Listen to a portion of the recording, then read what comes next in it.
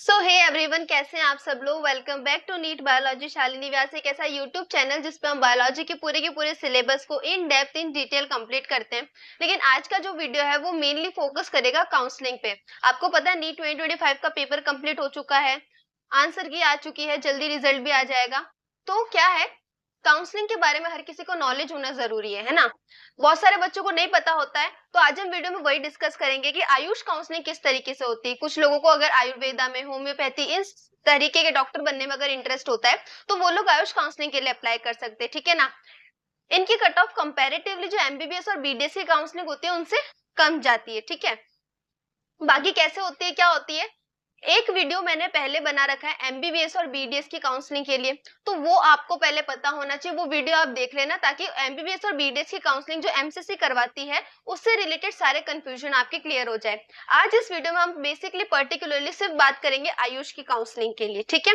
सो बिना किसी देर के वीडियो को स्टार्ट करते हैं। इससे पहले अगर कोई बच्चा इस चैनल पे नया है तो प्लीज चैनल को सब्सक्राइब करेगा, वीडियो को लाइक करेंगे, कॉमेंट करेंगे। और ये वाला टेलीग्राम चैनल t.m/नीट बायोलॉजी शालिनी व्यास, ये वाला टेलीग्राम चैनल सब लोग ज्वाइन करेंगे और @SP नीट बायोलॉजी ये वाला इंस्टाग्राम हैंडल फॉलो करेंगे, ठीक है। देखो, मैंने आपको जो पहले वीडियो बनाया था उसमें मैंने ये भी बताया था कि जो काउंसलिंग होती है वो दो तरीके की होती है। एक होती है एमसीसी की काउंसलिंग, दूसरी होती है हमारे आयुष की काउंसलिंग, और एक होती है स्टेट काउंसलिंग भी, ठीक है। जो एमसीसी की काउंसलिंग है वो एमबीबीएस और बीडीएस के लिए होती है, और आयुष की काउंसलिंग बीएएमएस, बीएचएमएस, बीयूएमएस इस तरीके के कोर्सेज के लिए होती है। ये कोर्स क्या होते हैं आगे हम वीडियो में देखेंगे, ठीक है। अब देखो, यहाँ पे स्टार्ट करने से पहले मेरी बात सुनो। अगर किसी कॉलेज में मानो 100 सीट्स हैं, ठीक है, तो हर कॉलेज की 100 में से 15 सीट यानी कि 15% सीट्स जो होंगी उसके लिए काउंसलिंग एमसीसी और आयुष करवाते हैं। हर कोर्स के अंदर जितनी सीट्स हैं उस सीट का 15% जितनी भी सीट्स होंगी उसके काउंसलिंग ऑल इंडिया कोटा से होती है। अगर वो सीट एमबीबीएस और बीडीएस की है तो काउंसलिंग एमसीसी करवाएगा, या फिर बीएससी नर्सिंग की है तो। अगर आयुष काउंसलिंग है तो वो BAMS, BHMS, BUMS, BSMS, veterinary science इन सब के लिए काउंसलिंग करवाते हैं। बाकी की जो 85% सीट बच गई हर कोर्स में, हर स्टेट में, उसका क्या, तो वो जो 85% सीट होती है उसकी काउंसलिंग स्टेट से होती है, यानी कि उस सीट के ऊपर उस स्टेट के बच्चों का हक होता है। एक्सेप्ट अगर मैं एम्स जैसे कॉलेज की बात करूं जिसके 100% काउंसलिंग कौन करवाता है, एमसीसी वगैरह करवा रहे, मतलब जिनकी जो 100% काउंसलिंग है वो ऑल इंडिया कोटा से हो रही है, यहाँ कोई एक स्पेसिफिक स्टेट काउंसलिंग नहीं करवा रहा है, ठीक है। अभी हम फोकस करेंगे सिर्फ और सिर्फ आयुष काउंसलिंग के ऊपर कि क्या होता है। तो देखो, अगर किसी स्टूडेंट को इसी साल एमबीबीएस चाहिए, सॉरी क्या, इसी साल मेडिकल कॉलेज चाहिए, लेकिन अगर उसे एमबीबीएस नहीं मिल पा रहा है, एक सेकेंड ना, सॉरी, लेकिन अगर उसे एमबीबीएस नहीं मिल पा रहा है तो वो क्या करेगा उस कंडीशन में, वो या तो नेक्स्ट ईयर की प्रिपरेशन करेगा, ठीक है, जैसे नीट 2026 की प्रिपरेशन करो। लेकिन कुछ लोग होते हैं कि चलो कोई बात नहीं, एटलीस्ट मेरे को आयुर्वेदा, होम्योपैथी, यूनानी, सिद्धा इस टाइप की साइंस में मेरे को इंटरेस्ट भी है और इस टाइप से मैं डॉक्टर भी बन सकता हूँ या बन सकती हूँ, ठीक है। अगर किसी को इन कोर्स में इंटरेस्ट हो तो वो आयुष काउंसलिंग के लिए अप्लाई करके इन सारे कोर्सेज के लिए भी अप्लाई कर सकते हैं, एलिजिबल हो सकते हैं, ठीक है। इन सारे कोर्सेज के लिए मैं पहले बता दूं, ये वीडियो आगे बढ़ने से पहले से कि बीएएमएस, बीएचएमएस, बीयूएमएस ये सारे कोर्सेज क्या होते हैं, इनके अंदर कैसी पढ़ाई होती है, क्या एलिजिबिलिटी चाहिए होती है, क्या आप आगे स्कोप कर सकते हैं, इन सब के बारे में मैंने शॉर्ट्स बना रखे हैं। तो प्लीज आप चैनल पे जाके वो वाले वीडियो देखेंगे। अगर आपको वो वीडियो ना मिले तो जो पॉडकास्ट वाली सीरीज है उसके अंदर आपको वो एक सीरीज मिलेगी नीट काउंसलिंग 2025 के नाम से, तो उसके अंदर ये सारी चीजें मैंने बता रखी है, ठीक है। अभी हम काउंसलिंग के बारे में देखते हैं कि अगर आपको आयुर्वेदा में इंटरेस्ट है तो आप बीएएमएस ले सकते हैं। अगर आपको होम्योपैथी में इंटरेस्ट है तो आप bachelor of homeopathic medicine and surgery में जा सकते हैं। यूनानी मेडिसिन के बारे में पढ़ने में इंटरेस्ट है तो बैचलर ऑफ यूनानी मेडिसिन एंड सर्जरी के बारे में देख सकते हैं। सिद्धा वगैरह में इंटरेस्ट है तो आप बैचलर ऑफ सिद्धा मेडिसिन एंड सर्जरी की तरफ जा सकते हैं, ठीक है। अब देखो, ये ऑल इंडिया काउंसलिंग, हम हर स्टेट की जो 15% सीट होती है वो ऑल इंडिया काउंसलिंग से फिल होती है, ठीक है। बीएएमएस की 100% सीट्स 3 कॉलेजेस ऐसे हुए जिनकी BAMS वाले कोर्स की 100% सीट जो है वो ऑल इंडिया कोटा की काउंसलिंग से होती है, यानी कि आयुष की काउंसलिंग से होती है। इसके लिए वो 15% या 85% वाली बात नहीं होती है, ठीक है। कौन से वो कॉलेज BAMS के लिए? ITRA, BHU और NIA जयपुर और पंचकाला के अंदर, ठीक है, इतना क्लियर है। नेक्स्ट देखो, bachelor of homeopathic medicine and surgery. इसमें क्या होता है, NIH वेस्ट बंगाल की जो ये कॉलेज है, इस कोर्स के लिए उसकी 100% काउंसलिंग जो होती है वो ऑल इंडिया कोटा से होती है, आयुष करवाता है। जितनी भी डीम्ड यूनिवर्सिटी है यूजी कोर्सेज के लिए, उनकी 100% काउंसलिंग ऑल इंडिया कोटा से होती है। सीधा सीट्स जो है BSMS वाली जो सीट्स हैं उसके लिए कॉलेज है NIH चेन्नई के अंदर, इसकी भी 100% काउंसलिंग कौन करवा रहा है? आयुष काउंसलिंग में हो रही है, ठीक है, ऑल इंडिया कोटा से। अब देखो AIIA गोवा, यहाँ पे आयुर्वेदा वाला जो है इसकी 50% सीट की काउंसलिंग, 15 नहीं 50% सीट की काउंसलिंग कौन करवा रहा है? आयुष करवा रहा है, ठीक है। AMU की बात करूं और BUMS, मतलब AMU वाला जो कॉलेज है उसमें BUMS वाले कोर्स की 50% सीट जो है उसकी भी काउंसलिंग कौन करवा रहा है? आयुष करवा रहा है, ठीक है, इतना क्लियर है सबको। नेक्स्ट हम बात करेंगे फीस स्ट्रक्चर के बारे में, ठीक है। तो फीस स्ट्रक्चर पहले देख लेते हैं। अगर आप जनरल EWS और OBC कैटेगरी के अंदर आते हैं तो आपको दो तरीके की फीस देनी होती है। वैसे आप चाहे MCC की काउंसलिंग करो चाहे आप आयुष की काउंसलिंग करो, आपको जनरली दो तरीके की फीस देनी होती है काउंसलिंग के लिए। पहली होती है रजिस्ट्रेशन फीस और दूसरी होती है हमारी सिक्योरिटी डिपॉजिट। जो रजिस्ट्रेशन फीस होती है वो आपको वापस मिल जाती है, क्योंकि जो रजिस्ट्रेशन फीस होती है वो आपको वापस नहीं मिलती है क्योंकि नॉन रिफंडेबल होती है। सिक्योरिटी डिपॉजिट रिफंडेबल होता है, इसलिए अगर आपको कॉलेज नहीं मिलती है किसी भी राउंड में तो आपको वो फीस वापस मिल जाती है, उसी बैंक अकाउंट में मिलेगी जिस बैंक अकाउंट का मेंशन आपने किया होगा। समझ में आया? अब कितने देने होते हैं? तो रजिस्ट्रेशन फीस के लिए आपको 1000 रुपीज देने होते हैं अगर आप जनरल EWS और OBC कैटेगरी से हो तो, और 500 रुपीज देने होते हैं अगर आप ST SC PWD कैटेगरी के हो तो। और अगर आप डीम्ड यूनिवर्सिटी के लिए अप्लाई करते हो तो एज ए रजिस्ट्रेशन फीस आपको 5000 रुपीज देने होते हैं जो कि नॉन रिफंडेबल होते हैं, ठीक है। अब बात आती है कि सिक्योरिटी डिपॉजिट कितना होता है। सिक्योरिटी डिपॉजिट जनरल EWS और OBC की बात करूं तो 20,000 है आयुष की काउंसलिंग के लिए। ST SC और PWD कैटेगरी के लिए भी ये 20,000 है। और अगर मैं डीम्ड यूनिवर्सिटी की बात करूं तो सिक्योरिटी डिपॉजिट कितना होता है? 50,000 हो जाता है, ठीक है। नेक्स्ट जो बात आती है कि रजिस्ट्रेशन, देखो सबसे पहले आप क्या करेंगे, अब काउंसलिंग के लिए आपको अप्लाई कैसे करना है। तो सबसे पहले आप, जैसे MCC की काउंसलिंग होती थी प्रोसीजर बिल्कुल सेम होता है। सबसे पहले आप इनकी साइट पे जाएंगे और रजिस्ट्रेशन करवाएंगे। MCC के लिए मैंने साइट बताई थी, MCC की खुद की होती है। वैसे ही आयुष की काउंसलिंग के लिए भी एक पोर्टल होता है जिसका नाम है AACCCUG पोर्टल। इस वाली साइट के ऊपर जब आप जाएंगे तो आपको रजिस्ट्रेशन की साइट दिखेगी। अब आपको रजिस्ट्रेशन करना होगा। रजिस्ट्रेशन करते टाइम आपको एक रजिस्ट्रेशन फंड देना होगा और एक दूसरा सिक्योरिटी डिपॉजिट देना होगा जो मैंने आपको अभी ऊपर बताया, ठीक है। उसके बाद नेक्स्ट काम आता है कि आपको चॉइस फिलिंग करनी होती है। लेकिन इससे पहले जब आपने रजिस्ट्रेशन कर दिया तो उसके बाद जो काउंसलिंग वाले होते हैं वो अपनी साइट के ऊपर एक सीट मैट्रिक्स अपलोड करते हैं। अब ये जो सीट मैट्रिक्स होता है क्या होता है? सीट मैट्रिक्स वो चीज होती है या वो एक फॉर्मेट होता है जिसमें लिखा होता है कि भाई इनके पास कितने कॉलेज हैं, कितने कॉलेज के अंदर कौन से कोर्स की कितनी सीट्स अवेलेबल है जिसके लिए आप अप्लाई कर सकते हैं, ठीक है। अब उसके बाद आपको क्या करना होता है? चॉइस फिलिंग करनी होती है। चॉइस फिलिंग सबसे इंपॉर्टेंट टॉपिक होता है।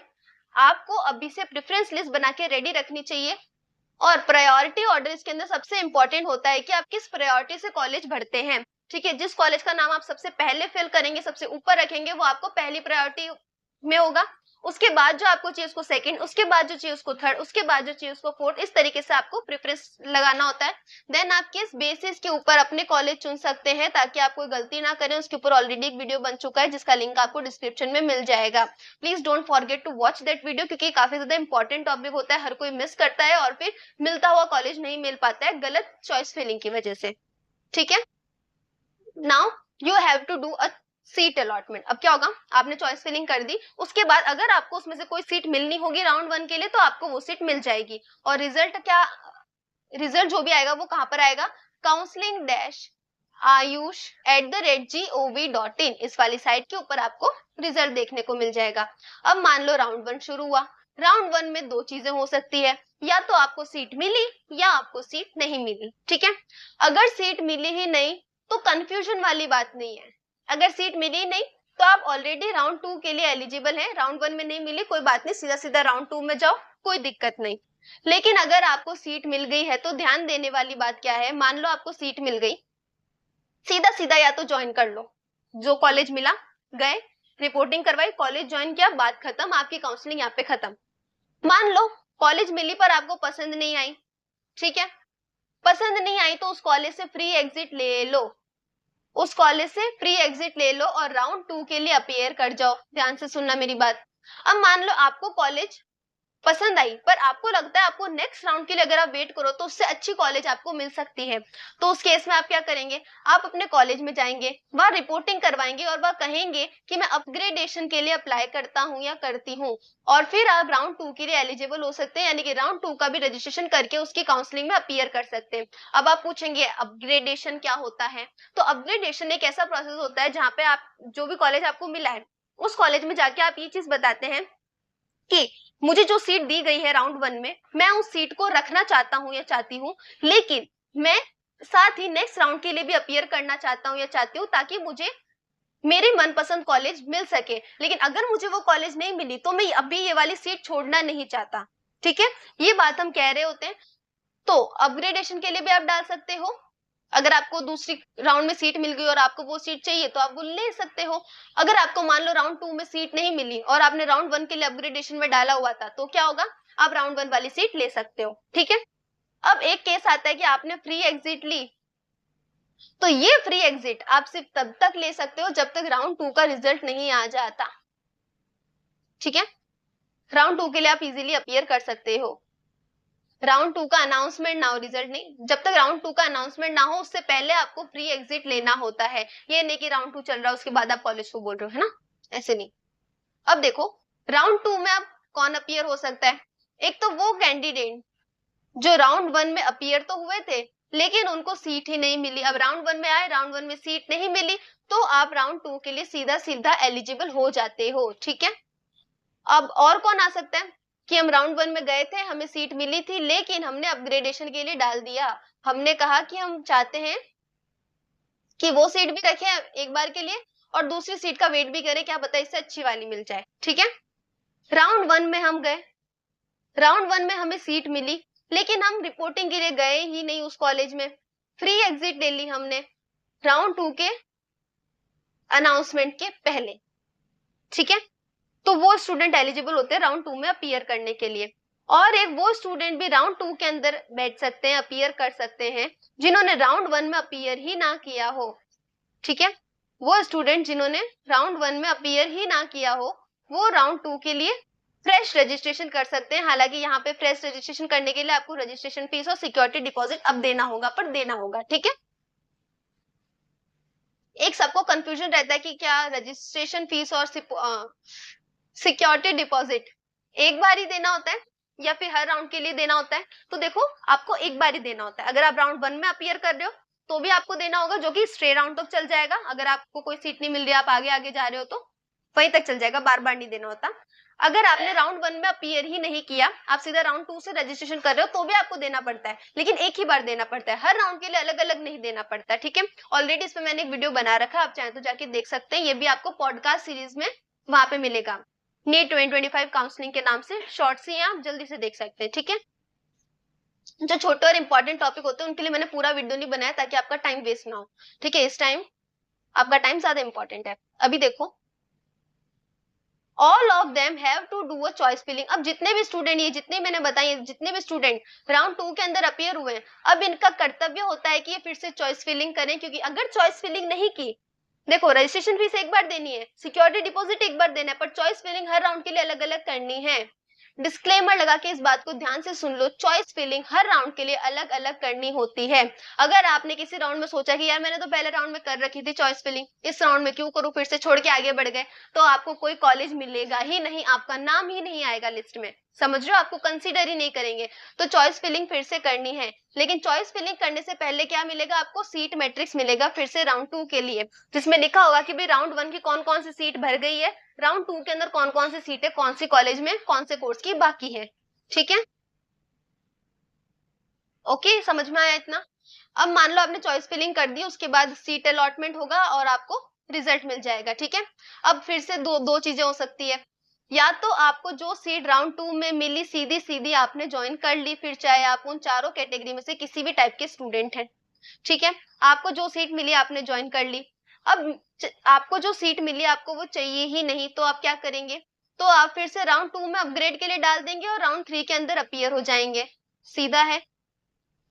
मान लो आप राउंड 2 में थे, देखो मैंने क्या कहा था, अगर राउंड 1 में आप रिपोर्टिंग नहीं कराते हैं, आप अपग्रेड नहीं कराते हैं, फ्री एग्जिट लेते हैं, तो राउंड 2 में बैठ सकते हैं। लेकिन राउंड 2 में ये गलती मत करना कि फ्री एग्जिट ले ली।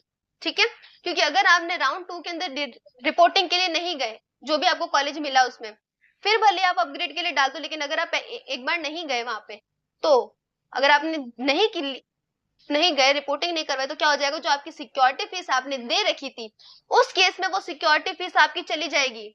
समझ गए।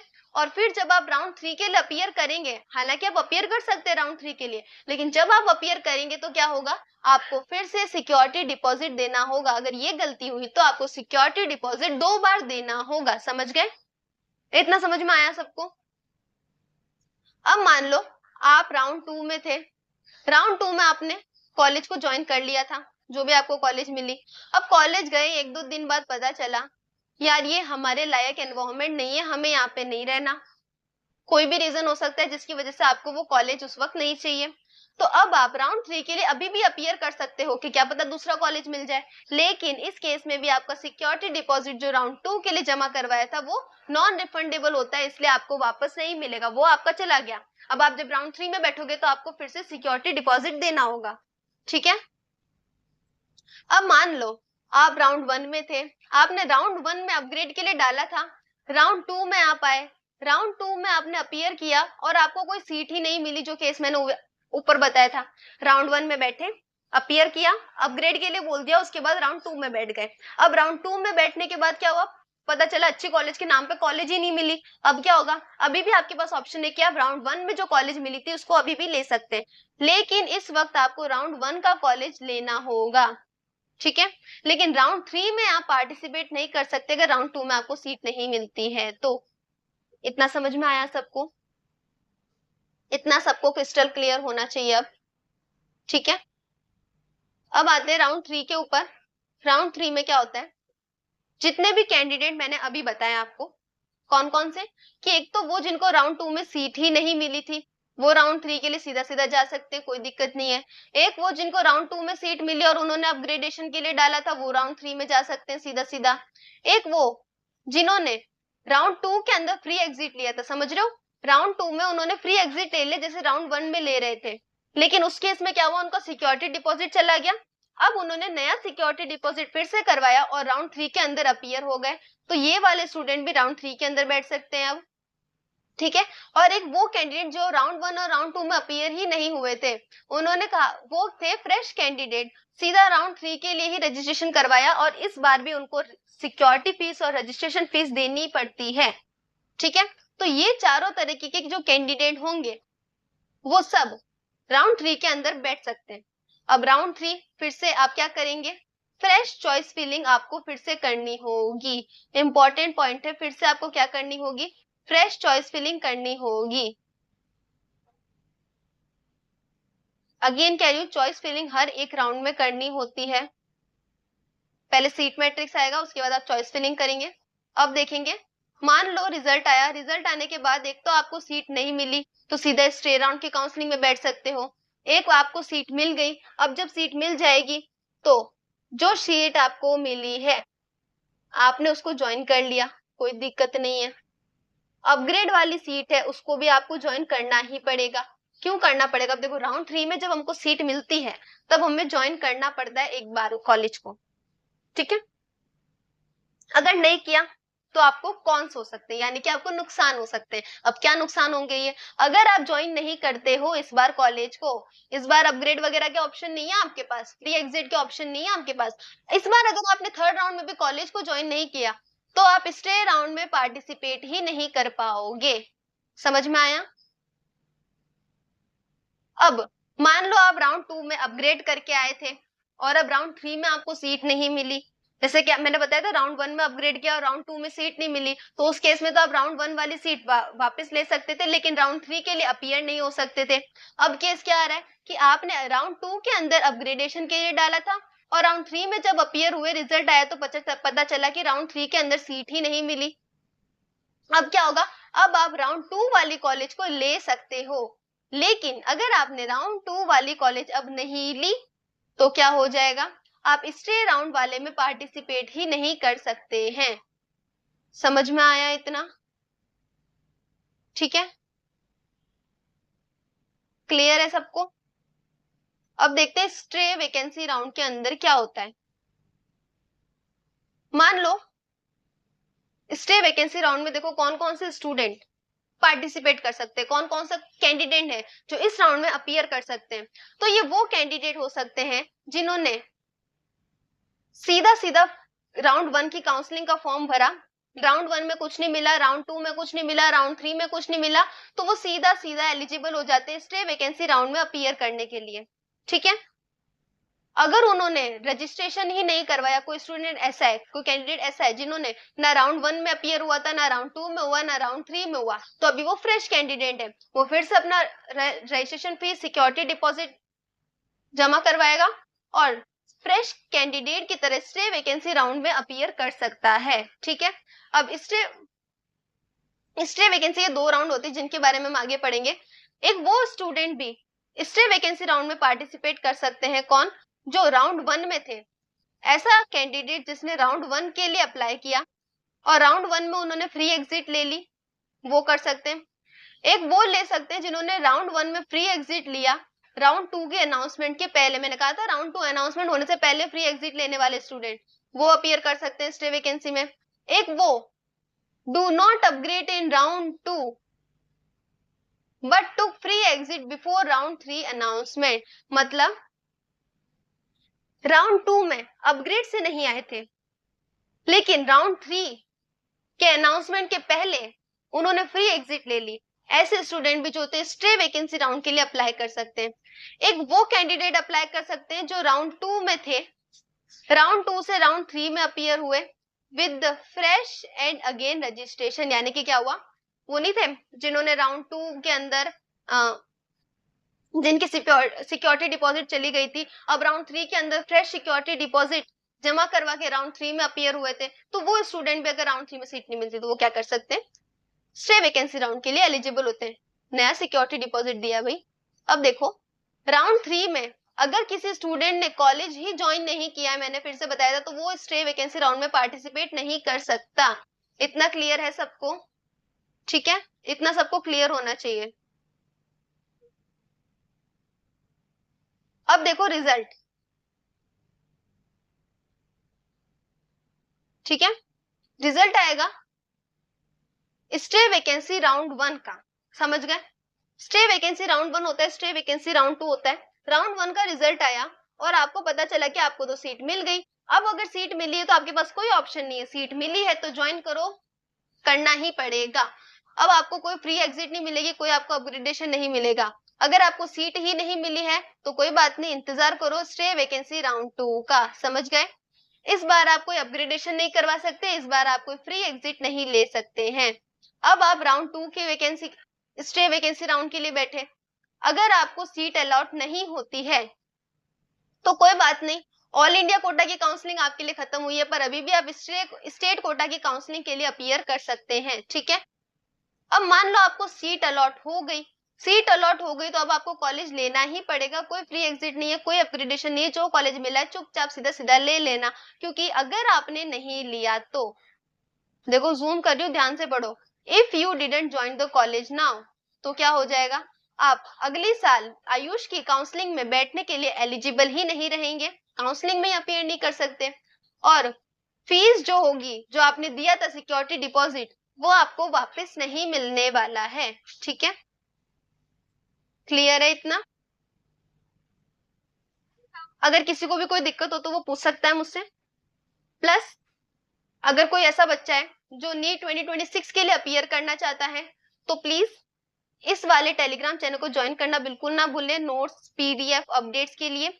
t.me/नीट बायोलॉजी शालिनी व्यास, और इस वाले इंस्टाग्राम को ज्वाइन करना ना भूलें अपडेट्स और शॉर्ट ट्रिक्स के लिए @SV NEET biology. YouTube channel को प्लीज सब्सक्राइब किए बिना मत जाना। और अगर आपको ये वीडियो अच्छा लगा और इन्फॉर्मेशन अच्छी लगी हो तो प्लीज वीडियो को लाइक करना, कमेंट करना। Thank you.